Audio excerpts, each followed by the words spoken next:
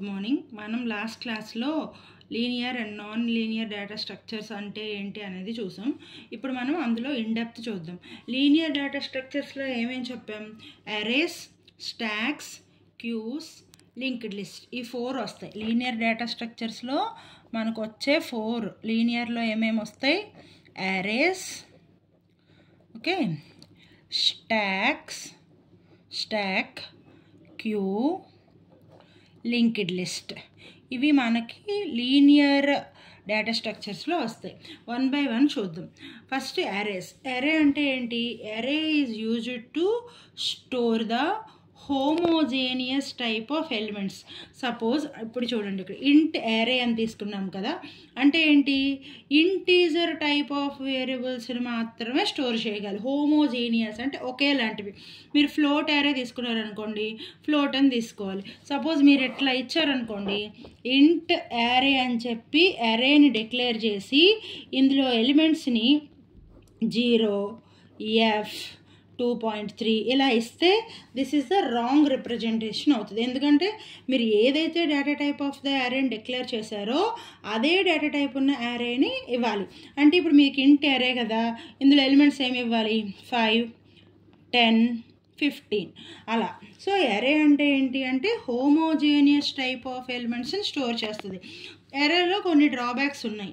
ఏంటి అంటే fixed size. అంటే ఇప్పుడు మీరు ఎరే సైజ్ 5 ఇచ్చారనుకోండి, రన్ టైంలోకి వెళ్ళాక నాకు 5 సరిపోలేదు, ఇంకొన్ని ఎలిమెంట్స్ని నేను యాడ్ చేయాలనుకుంటే యాడ్ చేయలేం. Fixed size cannot be change during run time.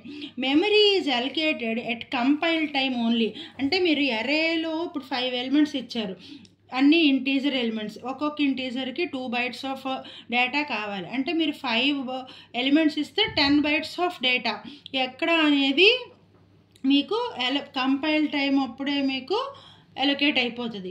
ఆ అలొకేట్ అయిన మెమరీలో ఎప్పుడూ కూడా అరే కాంటీజియస్ మెమరీ అలొకేషన్స్. అంటే చూడండి, ఇక్కడ ఒక్కొక్కటి పక్కనే ఉంటాయి. ఇది నేను ఫ్లోట్ అనుకోండి, 4 bytes కావాలి కాబట్టి 100, 104, 108, 112, 116 అంటే పక్కనే మీకు అలొకేట్ అయిపోతాయి.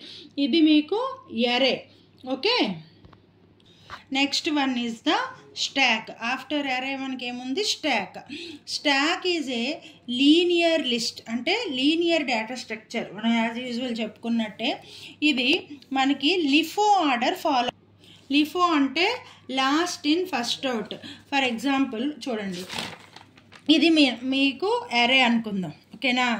ఎలిమెంట్స్ లిఫో ఆర్డర్ అంటే ఇది మీకు 4 ఇవి 1, 2, 3, 4 ఎలిమెంట్స్ని స్టోర్ చేస్తుంది. ఇది ఒక స్టాక్ అరేంజ్మెంట్. ఫస్ట్ మీరు ఏం పెట్టారు?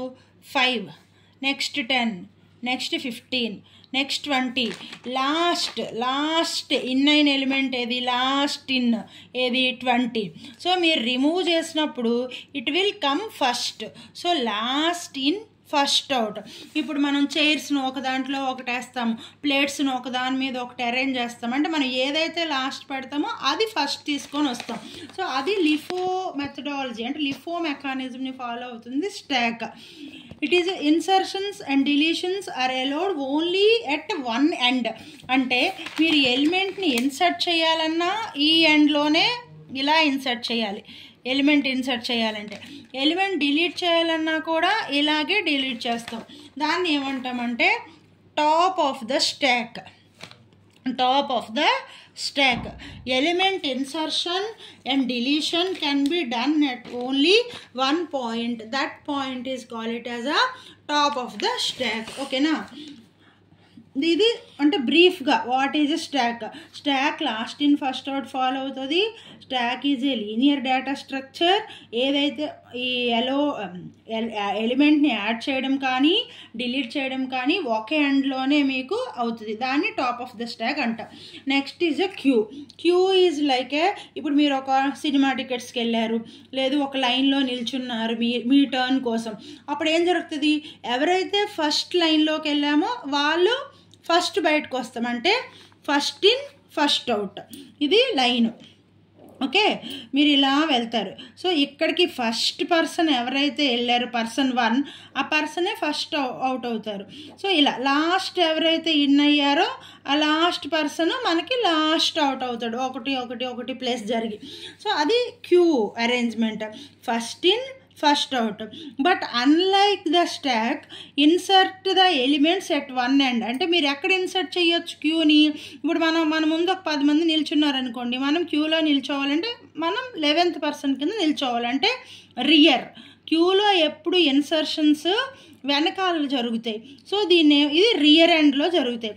డిలీషన్స్ ఎప్పుడు కూడా ఫ్రంట్ ఎండ్లో జరుగుతాయి. So insert elements at the rear, delete elements at the front.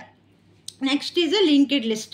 Linked list also one of the linear data structure. Linked list ని ఎందుకు మనం వాడతాము అంటే, మన మెమరీలో మన ఏవైతే మన ఎలిమెంట్స్ పెడుతున్నామో ఆ ఎలిమెంట్స్ అన్నిటినీ ఒక లిస్ట్ ఫార్మేట్లో మెయింటైన్ చేస్తుంది. Linked list is used to maintain a list in the memory. Okay, and ఆ మెమరీలో కూడా నాన్ కాంటీజియస్ లొకేషన్స్లో స్టోర్ చేస్తుంది. అంటే ఎరే ఇందాక చెప్పాము కదా, పక్కనే స్టోర్ చేసుకుంటుంది ఎలిమెంట్స్ అన్నిటినీ అని కూడా. బట్ లింక్డ్ లిస్ట్లో ఏంటంటే మీకు పక్కనే స్టోర్ అవ్వు, ఎక్కడ ప్లేస్ దొరికితే అక్కడ స్టోర్ చేసుకుంటుంది. సో అందుకనే లింక్డ్ లిస్ట్ అరేంజ్మెంట్ ఇలా ఉంటుంది. ఇప్పుడు ఎలిమెంట్స్ ఇవి 12, 20, 28. ఒక బ్లాక్లో డేటా ఉంటే ఇంకొక బ్లాక్లో లింక్ ఉంటుంది. ఈ లింక్ ఎందుకు అంటే it stores the address of the next element. అంటే నెక్స్ట్ ఎలిమెంట్ ఎక్కడుందో తెలియడానికి మనం లింక్ వాడతాం. ఓకేనా, ఇది ఓవరాల్గా మీకు all linear data structures: array, stack, queue, linked list. Thank you.